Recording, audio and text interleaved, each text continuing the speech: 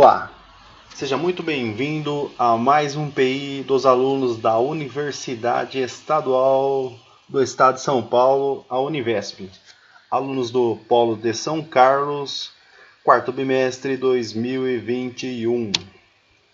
Este é mais um projeto integrador, dos alunos Adriano, Camila, Edson, Márcio e Paulo. Este relatório técnico final científico apresentado na disciplina do projeto integrador para o curso de Engenharia da Computação da Universidade Virtual do Estado de São Paulo. O tema proposto foi Internet das Coisas e Acessibilidade. E a nossa proposta que a gente desenvolveu, a ideia que a gente teve foi uma proposta para auxílio de pessoas com deficiência visual. Seja na web ou em dispositivos móveis e aplicações nativas ou híbridas, é fundamental que todos tenham acesso à informação, principalmente quando se trata de pessoas com deficiência. Atualmente, com o advento da internet e uma maior conectividade, pesquisas relacionadas à internet das coisas, ou IoT, estão cada vez mais em alta e presentes no dia a dia das pessoas. Pensando nesta premissa, o presente estudo tem como objetivo investigar e verificar como sistemas de IoT podem auxiliar pessoas com deficiência visual em ambientes domésticos. Como solução, será proposto um aplicativo móvel, denominado de VIoT, que busca fazer um escaneamento de um ambiente doméstico e, por meio de um sistema inteligente, retorne informações sobre os espaços aos usuários cegos com baixa visão. A ideia surgiu com base em entrevista semi-estruturada realizada com uma pesquisadora da Universidade de São Paulo, da USP, que apresentou o uso de assistentes pessoais para pessoas com deficiência e necessidade de criar softwares voltado para este público. Diante desse objetivo e desse contexto, o presente trabalho tem como objetivo investigar e verificar os sistemas de IoT, como podem auxiliar pessoas com deficiência visual em ambientes domésticos. A solução dada será proposta de um aplicativo móvel denominado VIoT, que por meio de reconhecimento de imagem descreve para o usuário os objetos que estão ao seu redor, com informações processadas por um servidor e por um sistema inteligente. A princípio, a proposta é o reconhecimento de objetos comuns do dia a dia do usuário, que estão disponíveis em sua casa. A fim de atingir o objetivo geral proposto, alguns objetivos específicos foram estabelecidos. Identificar o estado da arte no que diz respeito à temática do foco desse trabalho, ou seja, que envolvam aplicativos móveis de IoT e acessibilidades para pessoas com deficiência visual. Verificar com as ferramentas computacionais e sistemas inteligentes que estão sendo empregados e utilizados nesta área, com reconhecimento de imagens para pessoas com deficiência visual. Analisar o uso e desenvolvimento de aplicações educacionais móveis e critérios de usabilidade e acessibilidade para pessoas com deficiência visual. Os temas que englobam acessibilidade ou inclusão de pessoas com um tipo de deficiência vêm recebendo no decorrer dos anos cada vez mais atenção na sociedade brasileira. Disposições legais que conferem direitos específicos a essas pessoas foram criados para que elas sejam menos excluídas no âmbito social e possam exercer melhor suas atividades diárias. O Brasil passou por diversas leis, decretos e emendas constitucionais que acrescentam algum tipo de benefício para esse cidadão. Essa preocupação se dá pois o número de pessoas com deficiência no Brasil é significativo. E de acordo com o Censo Demográfico de 2010 do Instituto Brasileiro de Geografia e de Estatísticas, o IBGE, 45 milhões de brasileiros, 23,9% da população brasileira declaram ter algum tipo de deficiência. De total de 18,8% dessa população, mais de 8 milhões de pessoas declaram ter a deficiência visual. É bastante expressivo o número.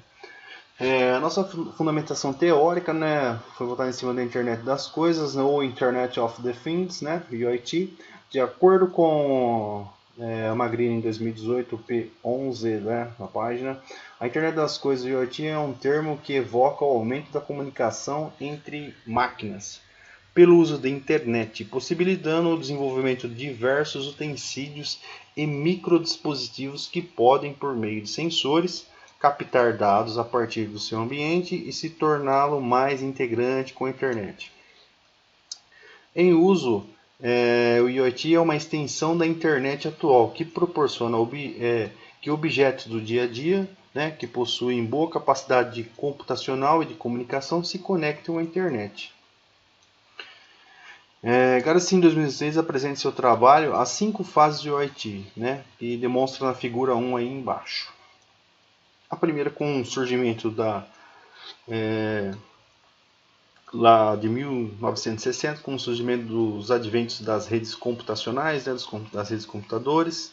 E a segunda fase no início de 1980, a criação do protocolo TCP/IP, né, e posteriormente em 1991 com a chegada do www, né, com a internet, né, navegação ocorre pelo World Wide Web.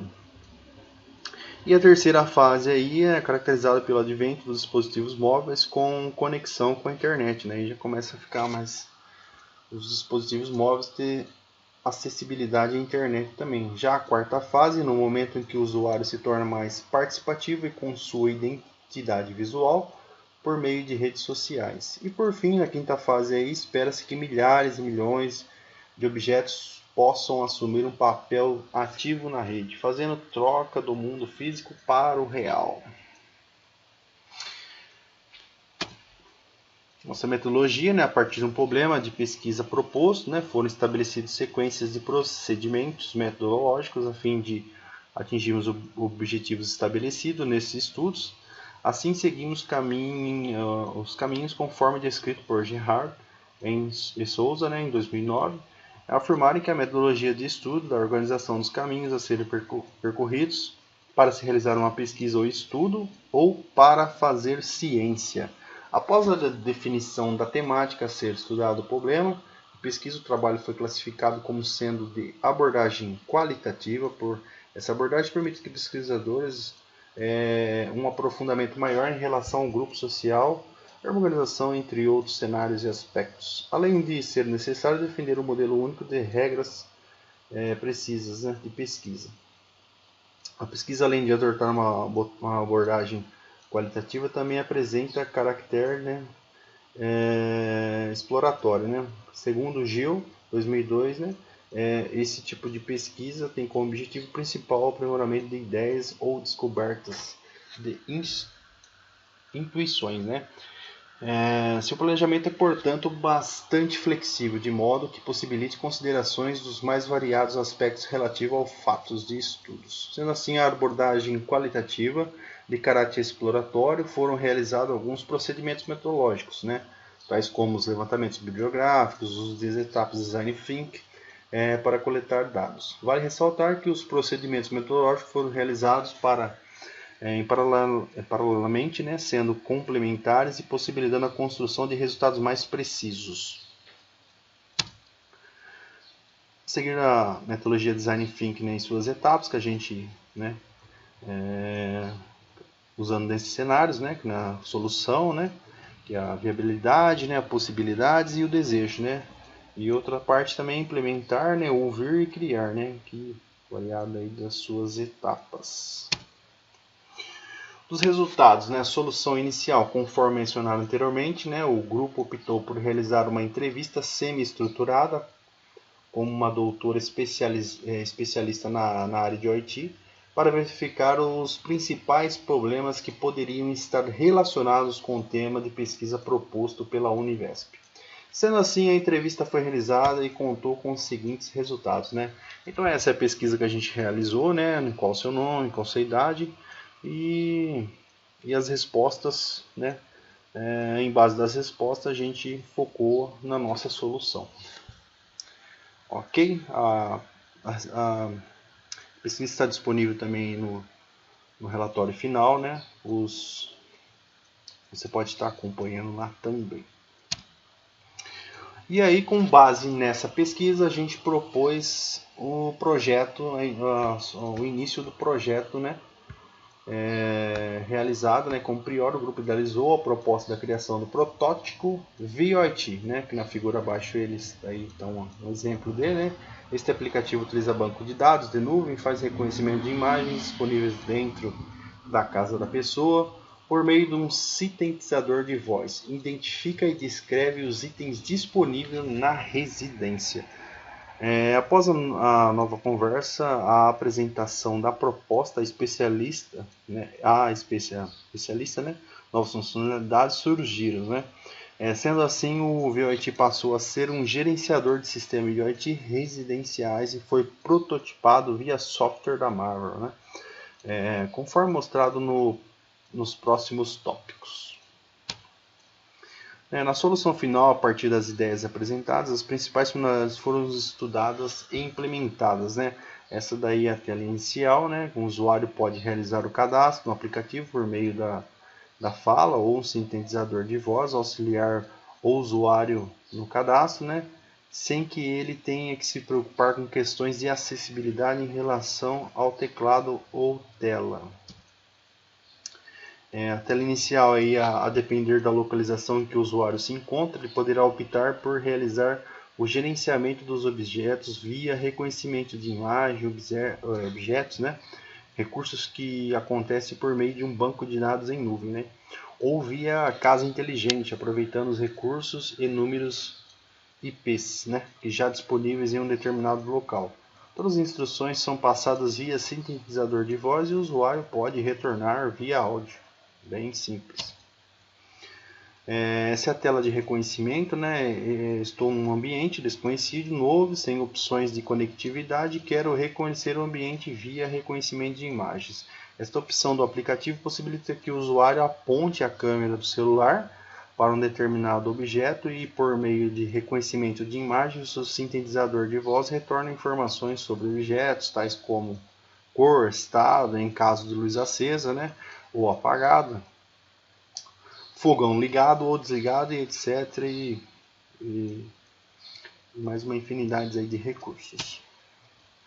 Esta comunicação pode ser realizada por meio de uma base de dados, né, em nuvem, que neste caso foi implementado utilizando a linguagem Python e um banco de dados SQLite, né, na plataforma do Google, né, para possibilitar alguns testes. O grupo tentou utilizar a plataforma e criar uma base de dados simples, denominada VoIT.db. Nesta base de dados foi criada uma tabela chamada imagens que devem receber os dados de uma imagem cadastrada por diversos usuários, conforme mostra a figura ao lado, né? Figura 9.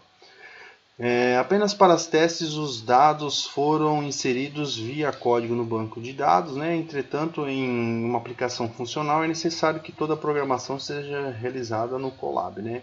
E que haja uma conexão entre o banco de dados de nuvem e o sistema, né? Assim, sempre que o usuário capturar uma nova informação, a aplicação compara a imagem com as cadastradas na base de dados e retorna uma descrição para o usuário. Esta base deve ser bem extensa, né, e para que englobe todas as informações necessárias ao usuário. Aqui eu estou em um ambiente reconhecido com os recursos de conectividade via Wi-Fi, né, e quero saber mais sobre as opções da residência. Esta opção do aplicativo possibilita que automaticamente o usuário tenha o acesso a todos os objetos conectados via rede Wi-Fi, ou seja, com esta opção o aplicativo funciona como um gerenciador, dando informações sobre o estado de cada objeto e possibilitando a interação do usuário, né, com os objetos conectados, como mostra a figura ao lado.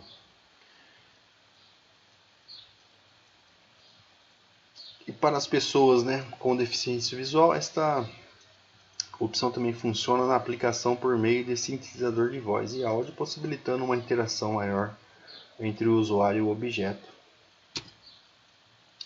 O presente estudo, as considerações finais, né? O presente estudo via investigar e verificar como os sistemas de VoIT podem auxiliar pessoas com deficiência visual em ambiente doméstico, propondo uma solução móvel denominada VoIT, que auxilia no reconhecimento de objetos do dia a dia do usuário e gerencia objetos disponíveis na casa do usuário.